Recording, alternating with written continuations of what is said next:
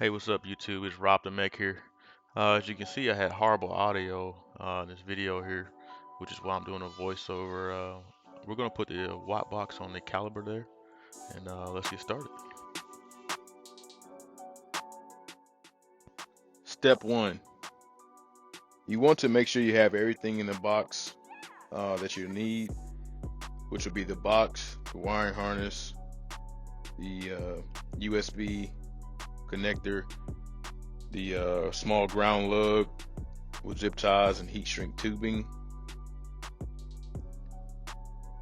and also check over your directions to make sure you pretty much have a basic idea of what it's asking you to do.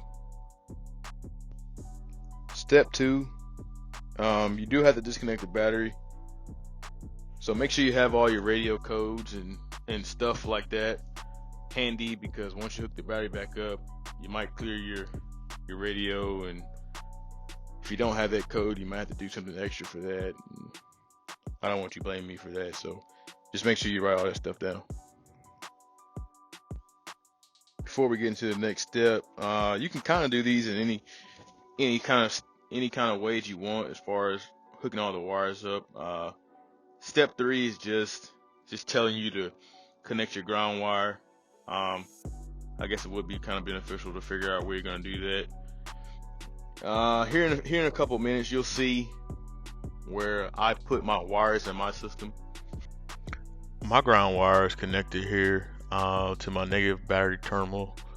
The reason why I did that is because I have the whole system is in the engine bay. I did not want to put it in the interior. I was being kind of lazy and it was used, so I wasn't sure if I did all that wiring that it would work.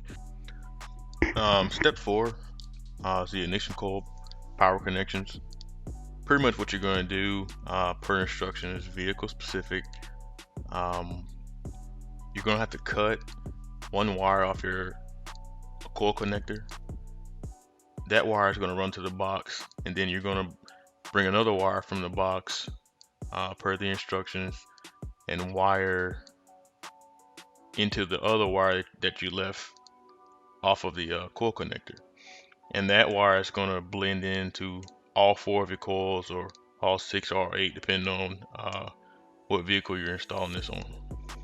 So these next 2 pages are telling you to pretty much go to the accelerator pedal and go to the clutch switch. On the calibers, it's really easy to get to the PCM. It's right next to the battery. This is where I chose to install my wiring for the clutch and fuel injector and accelerator pedal. So now that that's installed, let's get some videos of the 2-step and no lift shift. You will have to use the software to program the WOT box to your liking.